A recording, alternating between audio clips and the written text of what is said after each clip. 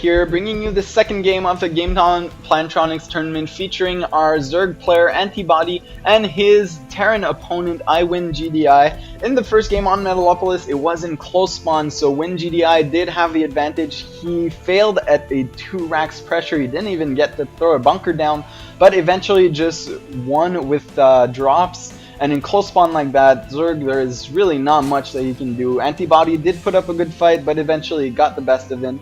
And he did pick this map, Tal'Darim Altar, for the second game. Now remember, this is in the open tournament organized by Gamecom Plantronics. They have forwarded $2,000 in prize pool. And if you have not checked them out, look at them at gamecom.plantronics.com/sc2. It is their main tournament page, so a lot of amateur players and a few pros in this game, in this tournament. So we are in game 2 on Tal'Darim Altar. And there we go, iwinGDI is 1-0 in the series. And actually, he says he's in the clan iwin. So GDI is one hell of a good name to follow iwin. I thought he was just a very geeky person, as I am. But he is walling off forward here in Tal'Darim Altar. So we will seeing a very fast expansion. Maybe gonna throw out down a second barracks just to put that 2 racks pressure as he did last game. We actually see that Antibody is already at 16 supply and still no spawning pool, so I think he will be going down for an expansion. There he goes. Actually, no, deciding to put down a spawning pool at 16. Still no gas, so we won't be seeing any speedling play, but this drone now in position to take his expansion as soon as he can. He is hiding it behind the mineral line so that if the SCV actually walks up here, he won't see it and won't be able to block it off. But you can see that this SCV is quite a far ways off, and he will be able to get this hatchery down very easily. And there it goes, hatchery, a 16 pool and 15 hatchery. He is left with 14 drones, now just producing 2 more. And now he's looking good, actually getting a very fast expansion. With his pool first, he will be able to deal with this 2 racks pressure if iwinGDI actually decides to put any. You actually see he has his rally points behind his wall, so I don't think he will be sending out these Marines, at least not until he has maybe 3 or 4. And even then, that won't do much because the pool is already up. So as soon as Antibody sees this, he will be producing a few lings when his pool is done. He has to do always 2 racks, and I think the answer should be yes, because these 2 racks are so good against Zerg. I mean, you have to basically get your pool first if you want to deal with it. Or on this map, you can get away with hatch first, but it is so hard to hold off after that. You have to deny that bunker, and these bunkers can be placed in such a way up here where you can actually wall a Marine behind, and your drones will have a lot of trouble killing it.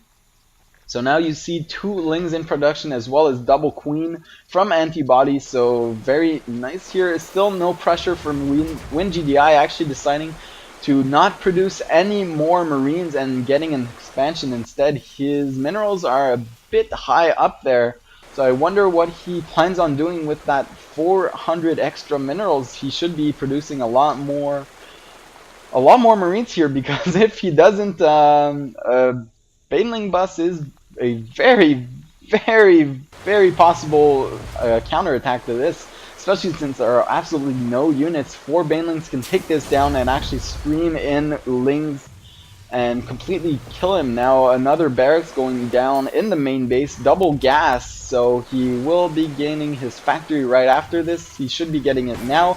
There it goes down. And you can see the Harvester tab now, the Terran a bit ahead, but the Zerg should pop his way back in this game, especially with that 3 queens. He should be starting to spread his creep. Actually, he will be getting a 3rd, I believe, quite soon, because the Terran player has a 2nd base. There is no way he can apply pressure here, so a 3rd base would be great, especially since he did pick this map. I think that was his plan all along, hoping that the Terran would go for a fast expansion and take a 3rd base as soon as he can. For a 3rd base, the usual choice is down here, since it is far away from the Terran attack point. They don't usually scout it, and it is a lot harder to defend this one. Obviously, the most practical one would be this one, but with the rocks here, he won't have enough units on the map to actually kill those rocks before he wants a third base. And no Hellions on the map just yet, so the Zerg will have map control for the rest of the game, basically. We see a Tech Lab going down as well as the Starport, so the exact same build here by iwinGDI. He will be applying Marine, Tank, and Medevac pressure. And we saw those Medevac drops being very effective in the last game, but we also saw Antibody have great infestor control. That fungal growth actually almost saved him from that last attack. He fungled basically a whole bunch of Marines, all the Marines in the main push, and there were only tanks left. So if he had a lot of Lings instead of those Roaches, I think he would have been able to clean it up, but he went Roaches, and Roaches are very, very weak against tanks. In case you have never noticed, they are very, very weak. They just melt to them. Now, a lot of Queens, actually that is 5 Queens already on the field for Antibody. Remember, Queens do not need any larvae, so all those larvae can actually be used to produce only drones. So these 5 larvae should be morphed into drones soon enough. And these 5 Queens just patrolling back and forth. He should be spawning his larva right now and looking for drops everywhere. Actually throwing down a Spine Crawler in the back of his mineral lines. He has learned from his last game. He probably expects the same exact build from this Terran player, and wisely does so. Now we see Stimpack almost done for iwinGDI. When this Stimpack is done, as well as these double Medevacs, we will see a double drop from him. This one will get denied, but the one in the main might be able to do a lot of damage. You can see again a Baneling Nest and double Evo Chamber from our friend Antibody. And this time getting a Baneling Nest instead of a Roach Warren. I like this choice very much, since Banelings would have been so much more useful than Roaches in the last game, especially against tanks. And he really should be gearing up for a third base right now. He has the money for it. He knows that his opponent only has basically barracks, medevacs, and tanks. Besides for drops, I mean, that third base could have been up by now with Spine Crawlers to defend it. And now just getting his lair tech. We'll be seeing what kind of tech he decides to go for after this. He should be going for mutas because of those drops if he wants to deny on them. Infestors are viable, but it is a lot harder to get a third base up if you only have infestors. But with that creep spread, I mean, it would be possible to actually destroy these rocks and get those infestors to that base fast enough to defend against any kind of drop play. So we'll just have to see what he decides here. He is getting melee attack level 1 as well as Carapace. Remember, if you have Lings against tanks, they do get one-shotted by tanks, except if you have that 1 armor. Tanks actually do 35 damage to these Lings. If with that 1 armor, they will be left with 1 HP, and that doesn't seem like a lot, but it is 1 extra tank shot, and these tanks shoot so slowly that it is kind of a big deal. Now getting 4 gases already. Did we see a tech choice? Not yet. We see Baneling speed, and there it goes. The Spire is gonna go up, and I totally agree with this choice, especially on this large map. These mutas can be so effective at denying a third base, as well as completely denying these drops. You can see the first drop heading towards the main will get spotted by this Overlord, so maybe he wants to pick off this Overlord instead. The second drop during that time will go to the expansion here.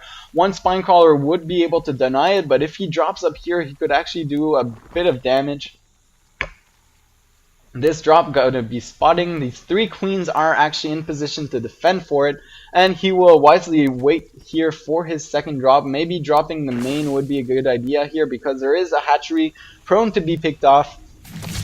And here it goes. He is spotted, and these Lings are in position, so these drops gonna do absolutely next to no damage.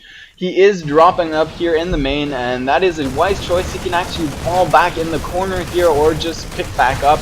He is picking away a lot of Zerglings, and now that the Banelings are coming, he picks it back up and just runs away.